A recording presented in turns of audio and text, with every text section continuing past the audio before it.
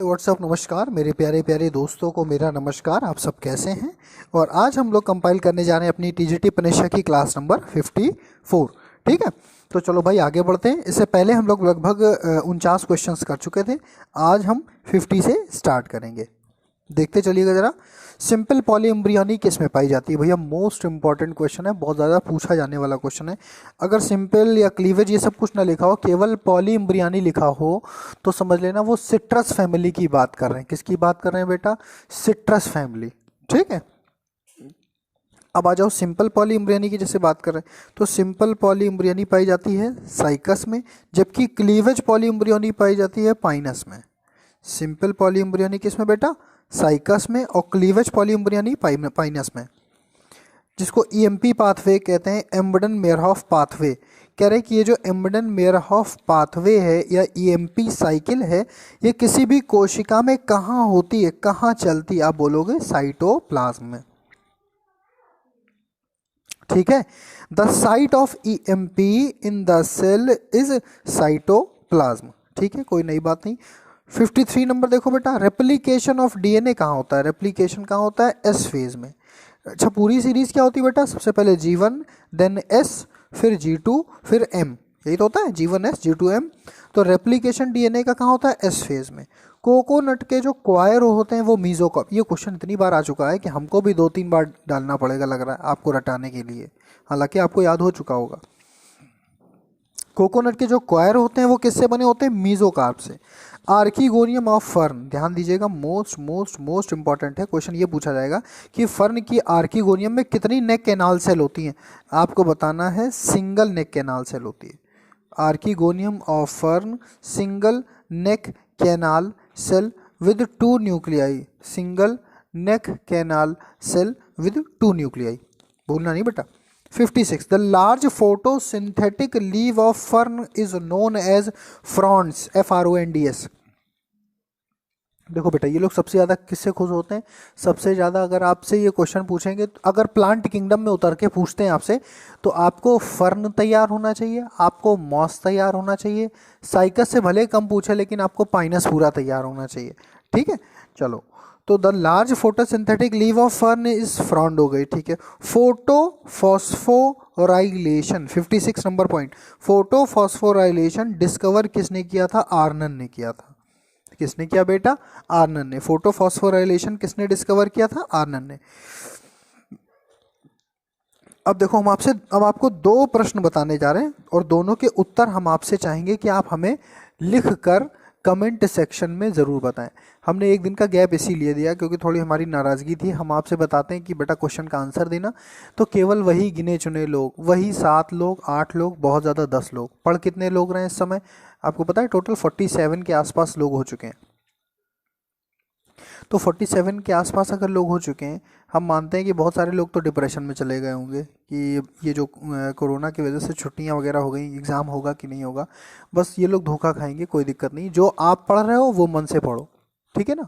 आपको नहीं पढ़ना आप मत पढ़ो।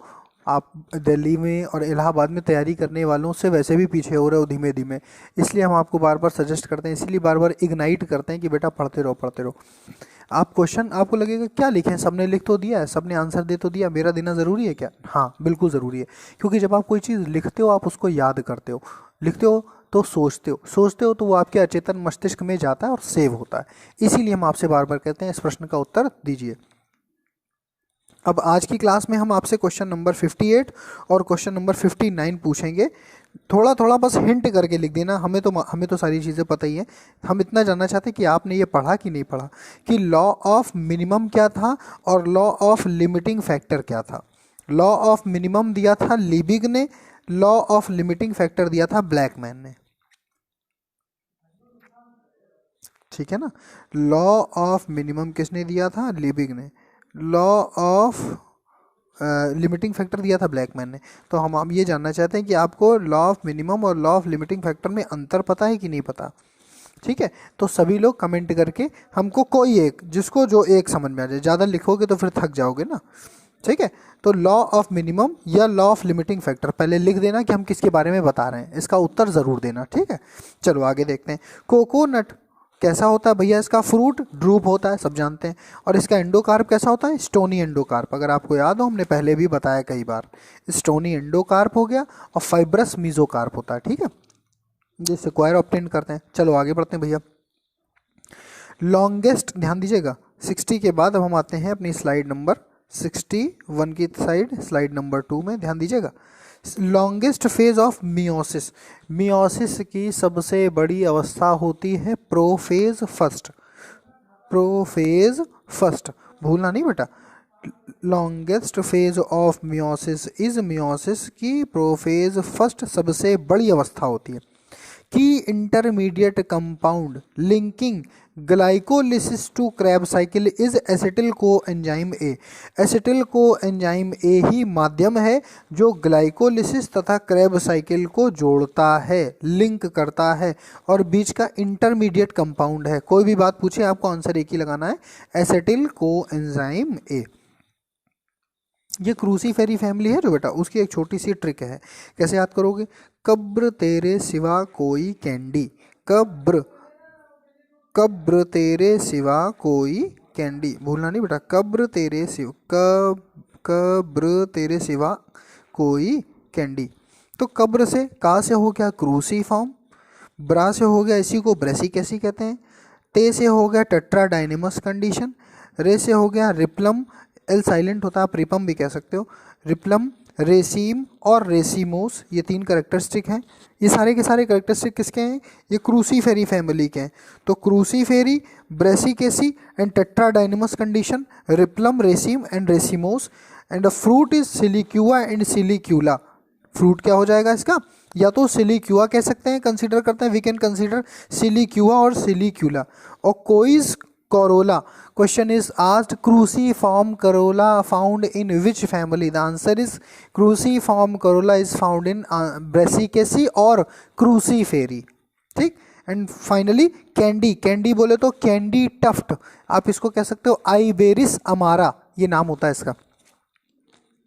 बिल्कुल मस्टर्ड की तरह ही, मटर की तरह ही होता है, बिल्कुल ऐसा कि जैसे मटर का फ्लावर, मटर का जो फ्लावर होता है बिल्कुल उसकी तरह देखने में लगता है, वाइट कलर का होता है। तो कैंडी टफ्ट और मस्टर्ड 2 एग्जांपल हो गए। तो क्रूसीफॉर्म फैमिली को हमने इस छोटी सी ट्रिक से कंप्लीट कर लिया। द ट्रिक इज कब्र तेरे सिवा कोई कैंडी। का बोले तो क्रूसीफेरी, ब्रा बोले तो ब्रेसिकेसी, ते मतलब टेट्राडाइनेमस कंडीशन, रे is replum, raceme and racemose, सिवा मतलब सिलिक्यूआ और सिलिक्यूला, कोई मतलब corolla, cruciform, candies, candytuft and mustard, ठीक है। एक छोटी सी ट्रिक से हमने पूरी की पूरी एक फैमिली कंपाइल कर दी, ठीक है। चलो आगे बढ़ते हैं। Rootless fern, rootless fern is Salvinia. Rootless fern क्या है भैया? साल्विनिया, भूलिएगा नहीं, रूटलेस फर्न क्या है? Salvinia. Turpentine oil is obtained from Pinus, turpentine oil is obtained from Pinus, भूलना नहीं, turpentine oil is obtained from Pinus. कोई नई बात नहीं, वो जो तारपीन का तेल हम लोग पेंटिंग में यूज़ करते हैं वही होता है टर्पेंटाइन ऑयल। जब दरवाजे वगैरह पेंट करते हैं तो तारपीन का तेल खरीद के लाते हैं बाहर से, वो जो तारपीन का तेल होता है उसी को कहते हैं टर्पेंटाइन, ठीक है। द टर्म प्लाज्मा लेमा किसने दिया था? रॉबर्टसन ने दिया था बेटा। The term plasma lemma was given by Robertson. Term plasma lemma किसने दिया था? रॉबर्टसन ने दिया था। शब्द प्लाज्मा लेमा किसने दिया? Robertson. Reserve food material fungi में ग्लाइकोजन। अब देखो आश्चर्य वाली बात है, इसीलिए यही सब तो कंडीशन थी, ना तो इसको जंतुओं में रखा जाता था ना इसको पादप में रखा जाता था। फंजाई के पास देखो, आप तो जानते हो कि अगर आप कोई एनिमेलिया में है, जैसे हम हो गए, कुत्ते हो गए, बिल्ली हो गए, गाय भैंस, इन सब में रिजर्व फूड क्या होता है? ग्लाइकोजन। और अगर प्लांट होता है तो क्या होता है रिजर्व फूड? स्टार्च होता है। लेकिन फंजाई में भी स्टार्च ना हो करके, मतलब एक ये कहा जा सकता है कि फंजाई में अगर कोई एनिमल का करेक्टर है तो वो क्या है? उसका रिजर्व फूड क्या पाया जाता है बेटा? ग्लाइकोजन। ठीक, आई बात समझ में। और एक अगर हम तुमसे कहें कि थोड़ा सा दिमाग लगाओ और एक करेक्टर और बताओ कि फंजाई में ऐसा कौन सा एक करेक्टर और है जो एनिमेलिया से मिलता है, दो प्रश्न पूछे हैं हमने। एक प्रश्न तो इस स्लाइड में जो लॉ ऑफ मिनिमम लिविंग ने दिया था या law of limiting factor Blackman, या इससे संबंधित कोई उत्तर जरूर दीजिएगा एक इन दोनों में से। और दूसरा प्रश्न थोड़ा सा आईक्यू वाला है, जिसमें हमने एक आपको बता भी दिया लगभग कि रिजर्व फूड मटेरियल जो होता है, जंतुओं में ग्लाइकोजन होता है, फंजाई में ग्लाइकोजन होता है, यानी कि फंजाई एनिमेलिया से इस मामले में मैच करता है। एक करेक्टर और होता है, वो हमको आप बताइए जरा कि ऐसा और कौन सा करेक्टर है जिससे फंजाई एनिमेलिया से भी मैच करता है। एक करेक्टर अब आप पे छोड़ते हैं हम, ठीक है, आपको हमें बताना है। ओके, चलो आगे बढ़ते हैं। The inner most layer of egg albumen of bird, जो चिड़िया का, ध्यान दीजिएगा, जो चिड़िया का अंडा होता है उसका इनर मोस्ट पार्ट जो होता है एल्बुमेन जिसको बोलते हैं, उसका सही नाम क्या होता है? That is called dense albumen. क्या बोलते हैं? Dense album. लगभग 30 क्वेश्चन तो हम आपको सीधे के सीधे एम्ब्रायोलॉजी से देंगे, मारुला, ब्लास्टुला, गैस्ट्रुला, उसकी एक स्लाइड अलग बनाएंगे। मारुला, पहले ये जनरल क्वेश्चंस करा दें, लगभग ये हम सोच रहे हैं कि 400-500 पार हो जाए पहले, फिर हम आपको एक 30 से 40 क्वेश्चन की सबसे इंपॉर्टेंट शीट वो प्रोवाइड करेंगे, जिसमें आपको एम्ब्रियोलॉजी एक साथ कंप्लीट करा देंगे कि क्लीवेज में और सेल डिवीजन में क्या अंतर है, ठीक है, मारुला क्या होता है, ब्लास्टुला क्या होता है, गैस्ट्रुला क्या होता है, चिक पी में क्या क्या चिक जो होता है, पिग नहीं, सॉरी चिक पी नहीं, दैट इज चिक में कैसे कैसे क्लीवेज होता है, what is holoblastic cleavage, meroblastic cleavage, ये सब चीज़ें बता देंगे आपको। बीच में अगर कभी कोई चीज़ पड़ी तो आपको याद कर लेना एज इट इज़, बाकी हम कॉन्सेप्ट आपका क्लियर कर देंगे, ठीक है। तो हमने इस स्लाइड में आपसे दो प्रश्न पूछे, लिबिग यानी कि लॉ ऑफ मिनिमम, ब्लैकमैन यानी कि लॉ ऑफ लिमिटिंग फैक्टर, इनमें से कोई एक उत्तर दीजिएगा और एक उत्तर ये देने का प्रयास कीजिएगा कि फंजाई में एक गुण तो ये हो गया कि ग्लाइकोजन उसका स्टोर्ड फूड है जो एनिमल में भी होता है, और प्लांट में क्या होता है बेटा? स्टार्च। लेकिन और एक क्या करेक्टर हो सकता है जो फंजाई का एनिमेलिया से मिलता है? उसका उत्तर दीजिएगा वीडियो के लास्ट में, ठीक है। तो पूरी की पूरी वीडियो समझ में आ गई, लगभग 68 क्वेश्चन हो गए। एक एक करके हम लोग पूरे 1000 तक पहुंचेंगे रंगबाजी से, और सारे क्वेश्चन बिल्कुल आप ये समझ लो आपको सोते जगते जितनी भी चीज़ें हमने आपको आज तक पढ़ाई हैं, मेरे पास तो एक एक चीज़ है ना, मेरे पास तो सारे नोट्स हैं, लगभग मेरे तो पूरी आधी आधी कॉपी आधी क्यों कह सकते हैं कि मेरा एक पूरा रजिस्टर भर गया, जो चीज़ें हमने आपको दी हैं, मेरा पूरा एक मटेरियल का रजिस्टर पूरा भर चुका है, ठीक है। तो बस ऐसे ही आप इसको, जब ये ख़त्म हो जाए कोरोना वगैरह, ठीक है, जब आप बाहर निकल सको तो उस समय इन सब चीज़ों को प्रिंट करा कर रख लीजिएगा और पढ़ते जाइएगा मन लगा के, ठीक है। तो बस धन्यवाद, अच्छे से पढ़िए, मन लगा के पढ़िए, और वीडियोस में जो क्वेश्चन पूछे जाया करें उनका प्रति उत्तर ज़रूर दिया करिए, ताकि हमको भी अच्छा लगे, क्योंकि हम एक जो ये आपको 2 पेज देखते हैं, इन 2 पेज को बनाने में 3 घंटे से ज़्यादा का समय लेते हैं, क्यों हम ये देखते हैं कि कोई भी सड़ा क्वेश्चन इसमें ना इंक्लूड करें। अगर 1000 क्वेश्चन है तो 1000 क्वेश्चन में हर वो क्वेश्चन रखा जाए जो कम से कम 2 से 3 बार पूछा गया है। तो अगर हम इतनी मेहनत कर सकते हैं आपके लिए, तो थोड़ी बहुत मेहनत आप भी कर सकते हैं मेरे लिए, ठीक है ना।